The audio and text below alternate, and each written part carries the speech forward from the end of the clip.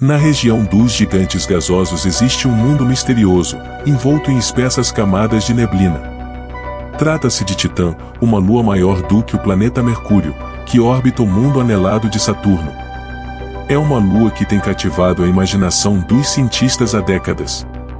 Porque abaixo de toda essa nuvem espessa, vastos mares, lagos e rios foram descobertos derramando-se sobre partes de sua superfície congelada.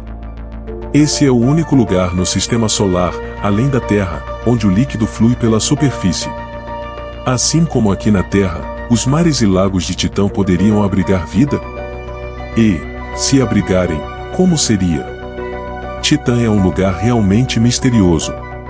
Embora 4 naves espaciais diferentes tenham passado pela Lua, ela ainda guarda muitos segredos. Por exemplo, de onde veio sua espessa atmosfera? Como se formaram seus lagos e mares? E será que ela tem potencial para abrigar vida?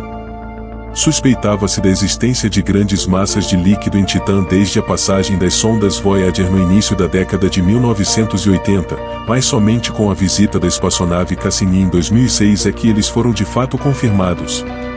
Ao contrário dos oceanos da Terra, que são compostos de água, descobriu-se que os lagos e mares de Titã são compostos de metano e etano líquidos.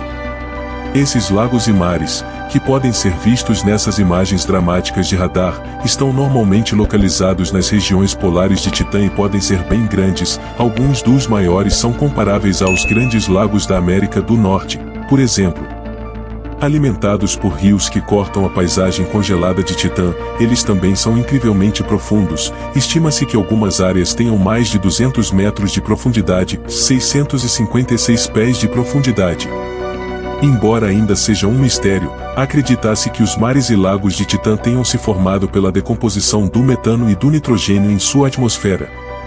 Com o tempo, esses compostos se condensam em nuvens e caem de volta à superfície como chuva ou, possivelmente, até mesmo neve. Na Terra, é principalmente a própria vida que renova o suprimento de metano em nossa atmosfera. O metano é um subproduto do metabolismo de muitos organismos, e provém das fontes biológicas mais simples, como as associadas a torfeiras, campos de arroz e animais como vacas e ovelhas. Então, o metano em Titã poderia ser um sinal de vida? Uma coisa é certa, e se houver vida em Titã, ela não será como qualquer coisa aqui na Terra. A falta de água líquida significaria que a vida como a conhecemos, que depende da água, não pode existir em sua superfície. Aqui é extremamente frio, com temperaturas oscilando em torno de menos 179 graus Celsius, equivalente a menos 290 graus Fahrenheit. As condições nessa misteriosa lua são severas e extremamente desafiadoras para os organismos vivos como os conhecemos. Mas isso não significa que a vida não tenha encontrado uma maneira de prosperar em Titã. Alguns micro-organismos da Terra, por exemplo, foram descobertos consumindo e sobrevivendo em hidrocarbonetos, e os lagos em Titã são compostos principalmente de metano e etano líquidos, que são hidrocarbonetos. Qualquer vida que pudesse existir nesses lagos teria de ser adaptada para viver em um ambiente que é drasticamente diferente do da Terra, mas os cientistas têm levantado a hipótese de que a vida em Titã poderia se basear em uma bioquímica completamente diferente. Em vez de depender da água como solvente, essas formas de vida poderiam usar hidrocarbonetos, como metano e etano. Isso, no entanto, exigiria uma estrutura celular diferente para que os organismos sobrevivessem. Se qualquer organismo terrestre fosse jogado em um dos lagos de Titã, ele não duraria muito tempo. Até mesmo nossos seres unicelulares mais resistentes são mantidos juntos por membranas feitas de moléculas de gordura chamadas lipídios. Os lipídios se unem e formam uma barreira porque certas partes atraem moléculas de água, enquanto outras partes as repelem. Mas os lagos de Titã não têm água para interagir, e as temperaturas gélidas congelariam qualquer vida terrestre. Mas outra molécula, como a acrilonitrila, pode ser capaz de fazer o mesmo trabalho e sobreviver nas condições adversas de Titã. E, incrivelmente, os cientistas encontraram evidências diretas de moléculas de acrilonitrila em Titã, e em quantidades suficientes para, teoricamente, suportar milhões de formas de vida unicelulares. Portanto, é possível que os micro-organismos possam formar a base de um ecossistema complexo nessa lua bizarra, possivelmente com um organismo maior se alimentando deles e assim por diante.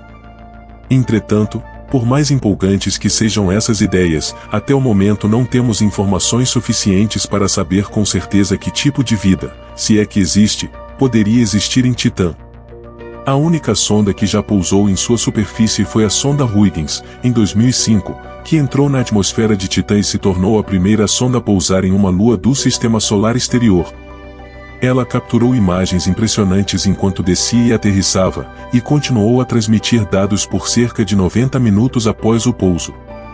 Nessa incrível imagem da superfície, podemos ver o que parece ser uma superfície seca, relativamente plana e cheia de pedrinhas que pode ter sido coberta por metano líquido fluindo. Mas, como você pode ver, não há indícios de vida.